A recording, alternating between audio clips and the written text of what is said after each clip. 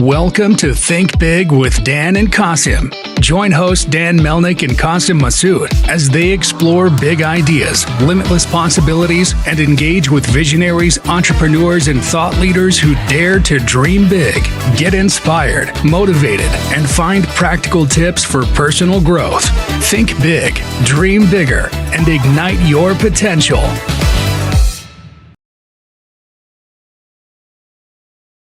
All right, welcome to Think Big with Dan and Qasim. And if you want to go ahead and introduce yourself, tell us where you live and what you do for a living. Hi everyone. My name is Maciej Kowalski. I'm the CEO and founder of KOMBINAT KONOPNY, which is the vertically integrated hemp company located in Poland, Europe. We have basically two separate divisions in the company. One is a traditional herbal dietary supplements, which is something similar to what you in the US have as the CBD craze or used to have, and now it diverted into all Delta 8 and HJC crazy stuff. We stick to a very traditional method of oil infusion, which is basically putting cannabinoid-rich biomass into vegetable oil, in our case olive oil, which takes all the cannabinoids, all the good stuff in it, press it out, and you got cold-pressed CBD, which is the closest to nature that you can possibly imagine and cost-effective. And the other half of the company is trying to rebuild a textile industry based on hemp fiber in Poland, which used to be a big thing like 50, 100 years ago. And right now it's all dominated by synthetics and cotton to some extent. So we already have some successes. This sweater is actually made of yarn that we were spinning ourselves. It's 50% Polish hemp and 50% Greek cotton. So yeah, brief introduction, that is. Awesome. So can you just tell me, I guess, like how you got the idea for these companies and also where your customers located? Are you selling mostly in Poland or in America, and what does that look like? Yeah, the evolution of going into processing textile, when I look back at it, it's kind of crazy because I entered cannabis space as a marijuana activist because marijuana is still illegal in Poland, and actually possessing any amount is equal to 3 years in prison, which is like North Korea of Europe. We have medical thing because of so now everyone is patient in California. But that's what basically got me into the industry, into the space, into the environment. And then when I was trying to convince people that marijuana is not the same as heroin, which used to be the misconception, I was also my eyes open to the industrial uses, that cannabis is actually something more than just smokable herb. And then I started talking about it, writing about it, and everyone was saying, no, that's rubbish, that's bullshit. It's not going to happen, because if it would be all true, then someone would be actually doing it. So I was like, all right, I'm going to show you. So I set up 10 years ago now the first Polish hemp company. And it was just like a pet project as a showcase that it's actually possible. But that was year 2014. And that was a time when CNN showed the Gupta show about CBD and everyone went crazy. And you guys in the US couldn't grow it. So you've been importing it from China. There have been some health concerns about toxins, heavy metals, etc. So everyone was like, well, let's look into Europe. And I was there being the only hemp company in my country. So it actually quickly grew into a full-scale business. And then in 2018, I actually sold this company to a Canadian holding. And I was bound by the non-compete clause. I was not able to work with CBD anymore. It's no longer the case. But back then, I was like, okay, I want to be working with hemp, but I cannot be working with the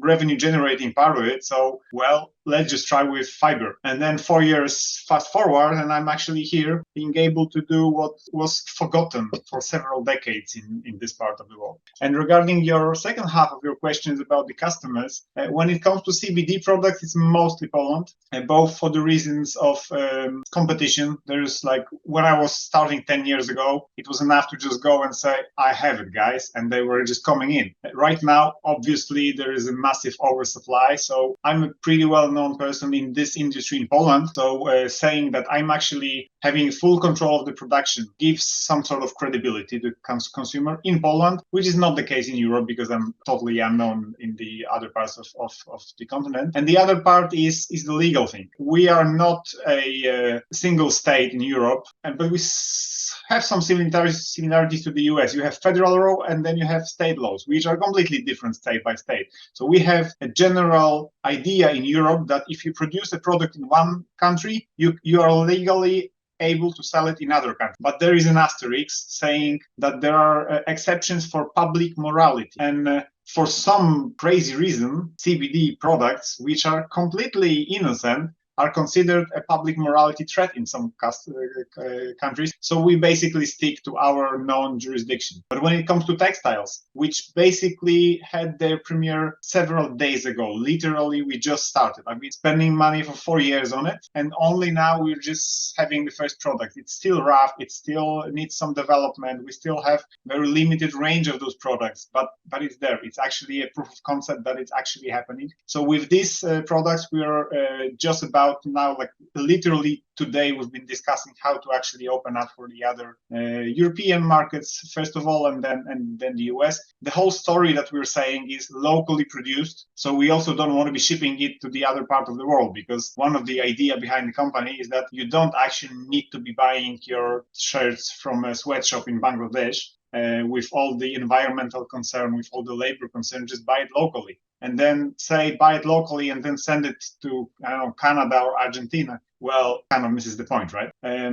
So Europe is basically our most important market, although I do sincerely hope of actually getting a footprint in the US as well, as you're also opening your eyes to the natural alternatives that you don't actually want to be sleeping or wearing synthetics, which is basically a byproduct of petroleum manufacture. For sure. So like if somebody were to buy it, right, can you just talk more about the cost of the textiles? Because I think for many people, they're like, well, I can get something cheaper from China or Bangladesh. So if they're going to buy from you, like, how much more are they paying? And like, what does the quality look like of the product compared to products from those countries? Yeah, it's all obviously, well, it is more expensive, especially at the moment where we have all the R&D to finance. The labor costs, we are like a cheaper part of Europe, but still we are Europe. So compared to Bangladesh, our wages are probably like quintuple of that. Then there are environmental concerns. The reasons why all the dyeing, all the chemical processing is happening out there is because Europe has this crazy idea that let's be ecological in Europe, but then if something is not very ecological, just outsource it, and then we're just going to import it. It's going to end one day. In the US, we're already seeing some protectionism saying like, these are our borders and we want to play the rules in here differently than the other parts of the world. And that's fine. I mean, we have some idea about how our society wants to be organized in. So looking in 5-10 years perspective is going to be shifting dramatically, because European Commission is already saying that, well, let's tax those products, those cheap products, so that they're not as cheap anymore, because they're not cheap in the long run. Then you've got the durability of the product. If you buy a extremely cheap product, then after 5 washes, you actually have to buy it again, because it's just fizzles. So in our case, obviously, I cannot say from experience that it can gonna last a decade, because I cannot say that with full honesty about the product that was introduced a week ago. But that's the general idea. It's made with a sturdy material. Hemp generally is considered a very, very sturdy material. So that's also one of the reasons why we're using blends with cotton to get all the best from cotton and all the best from hemp. We're also considering blends with wool, with viscose. It's, well, let me just put it this way. This sweatshirt is around €100. So it's going to be like $110 compared to what you're going to buy in Walmart for like $20.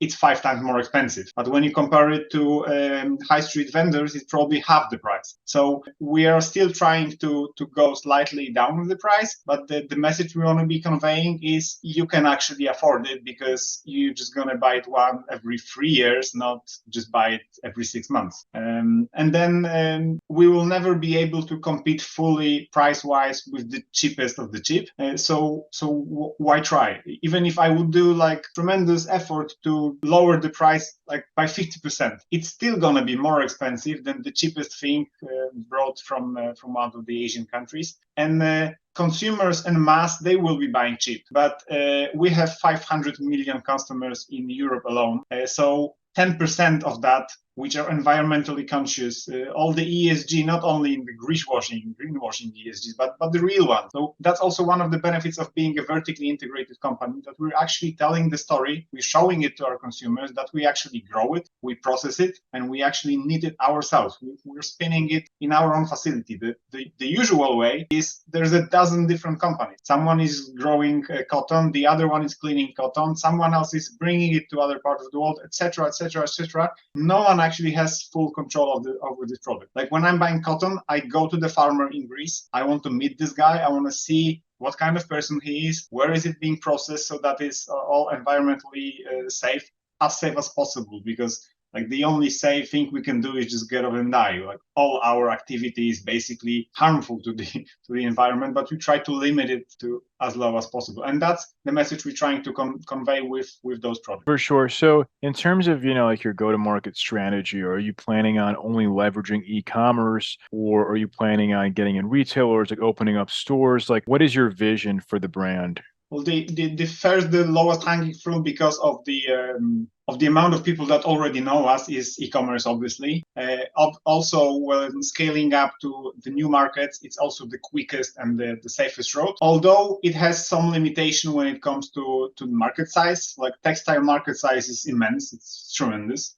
So only basing our distribution on those channels would not be enough. So that's sort of a checking the markets, like feeling them. If we're going to see that, okay, we have reasonable demand in Spain, that might be a message to us that maybe we should be looking for distributors. Sometimes we operate the other way. Like I'm very active on LinkedIn. I'm showing what we're doing there, like daily updates of our operations, and people are coming to me. Like only next week, we're having a visit from a textile distributor in the Netherlands. So hopefully he will be helping us establishing that. We also are in talks about the distribution deals in Italy.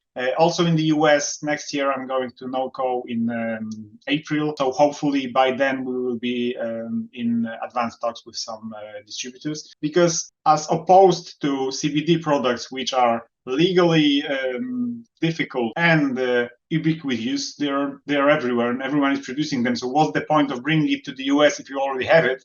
When it comes to textiles, it's actually it is surprising for me, but it's still a undersupplied product. There are some suppliers, and most of them honestly are actually how to say it so that no one is going to sue me. Basically, when I checked all the available samples of products marketed as hemp, many of them are not really hemp. The cheapest and the safest, the surest way of getting yourself a hemp product is ask the Chinese, put it on the label. Just buy a cotton shirt from China and then tell them, just write 50% hemp on it. And they're just going to do it. So that's the situation we're in, which is basically bad for the consumer, but good for honest, decent suppliers such as us. So hopefully the US market is going to be an opportunity for us as well. So in terms of e-com, like how do you plan to, leverage and scale it? Are you looking at like running ads or more organic? Like what is your, I guess, go-to-market strategy like from that standpoint? Probably there will be huge differences between each member state, which is the way we call countries in Europe, because we have some experiences from Poland, and what we are seeing is, I hate the word influence marketing, but basically that's what we're doing. So talking to people that have some YouTube channels, and they basically invite us, we invite them to our fields to just show them our operations, and they have their tens or hundreds of thousands of followers, which basically copycat them, right? Traditional ads are also running quite effectively. What I'm saying about is basically the herbal market, because that's what we've been operating till now, and now we're just going to be copying that solution, the working ones on the textile market. It might be the case that what we know is working in Poland might not be working the same in Germany, Sweden, France, or whatever. So we're going to have to be adapting. But it's not, a kind of business that we, some couple of guys at MBA meet and then decide, well, that's a good idea for business, let's build it. It's growing more organically. So we also run things by trial and error. So we'll just try dozens of different things in small scale. And then if you see something is working, just put more money into it. And that's the best solution, because I don't believe that anyone, any analyst, any wise guy can tell what is going to work. They can share their experiences. They can speak from their intuition, but they never know. So it's best to just try. No, 100%. You have to beta test it. And I think even before that, you have to understand like who is your ideal customer, because running an ad without understanding who you're targeting is not going to work, right? You have to focus, okay, like who am I targeting? It's people in this country that value this thing and they want, so that's, I think, going to be very important early on, is identifying who those people are. And one thing we need to say out loud clearly, our customer is not the guy you're thinking about smoking marijuana all day long. I mean, many of us are marijuana users. It's not the case. It's just like the stereotypical Snoop Dogg guy. It's not our customer. He doesn't really care. He's basically buying usually the cheaper things. He's interested in other things. That the fact that this product is made from hemp appeals more to people that are interested about environment, that care about the social issues, the labor issues, that some sort of economical patriotism, which is quite strong in the US. In Europe, it's a bit less so, but in the US, buy American is actually enough to convince you, right, to buy a product. In Poland, it's slowly becoming so. Like in the 90s, we were actually the opposite, because when we were freed from the Soviet oppression, we were like, buy German, buy British, buy American, that's better than Polish. Right now, we're going back to actually understanding that if a Polish customer is buying American, he's actually sending our money away from the country. We won't get rich this way. So we are slowly getting to understand it. So those are our customers, not the let's have fun smoking some herb. No, yeah. I mean, and it's people too who are willing to pay more. Like you're not, as you say, you're not selling a cheap product. So it's people who say, okay, like I value high quality products, and they understand, like, as you said, right? Like they're going to buy it once, it'll last, it's good quality. It's not this product that you wash it 3 times and it's garbage, right? So I think from that standpoint, is people have to understand that value proposition. Yep. So in terms of your goals, right? Like obviously you just went live, but what is your goal for 2024? Do you have like a revenue number in mind that you'd love to see for next year? I had with this short interruption of actually selling a company, starting one from scratch, we've been doubling our revenue every year, more or less. Like sometimes it was 80%, sometimes 120, but basically doubling it every year. When we tried to grow faster, it's actually, if you grow too fast, it's not good as well. It might be possible for some IT solutions with services where you basically have the networking effect, but we're actually a manufacturing company. So if we double our production, we have to usually, well, maybe not double, but increase the workload, right? We have to get some onboard new people, etc., build some new places. So it all takes time. And so right now we're at the maybe not a huge number, around $1 million in revenue in the year we are ending. So next year we're looking at 2.5 mil in revenue. And the most important thing for next year is actually getting to break even. Because right now, even though we are registered as a single company, I'm basically running 2 companies cost-wise and 1 company revenue-wise. Selling the herbal products is basically covering the costs of herbal production, but all the textile business was basically an R&D project for the last 4 years. So the next year, the main goal is to actually break even and make money from the both branches of the products, which looks good, but will take some time convincing people that, okay, it's not actually something to laugh about. It's actually a real product that our grandparents were wearing every day, and putting it into a consciousness of people that it's no longer a curiosity, it's actually a viable alternative. For sure. But like, what do you think is the biggest obstacle in the way from like where you're at now to doubling in revenue by next year? Well, it might sound trivial, but federal US government is my biggest obstacle, because you've mentioned ads. Who is the biggest supplier of ads? Facebook, Google, all the companies that are basically governed by the federal US law, which says cannabis equals drugs. Meaning you cannot be taking money from those companies. And even if imagine the stupidity, even if I'm advertising a gardening mat for weed suppressing to use in a garden, but made from hemp plant, it's actually considered illegal ad. I cannot be giving money to Google. I cannot be giving money to Facebook to advertise my products, which they monopolize totally online ads, which really limits our possibilities, our capacities, which would be much easier for us to scale up, to offer you mentioned that you need to know who you're actually targeting the ad to, but you also need the tools And the tools are provided by the companies that don't allow hand. Like with all the other tools available, they're very simple. If you have to circumvent Google and Facebook and now LinkedIn, basically everyone, you're left with very limited choices. And that's basically the biggest obstacle that we're facing. It makes sense. So, what would you say is like the one biggest piece of advice that you wish you knew before you started this company? Honestly, I'm quite happy with what we achieved and how it happened. At some point, maybe I should be more cautious, less trusting. But at the same time, at the end of the day, I'm in a good place. So why should I be changing anything? I mean, the usual advice that I'm giving to others is like, just do it. Like, don't think about it and just don't plan for it. Just start actually doing, and then you're just gonna see. But that's basically what I've done.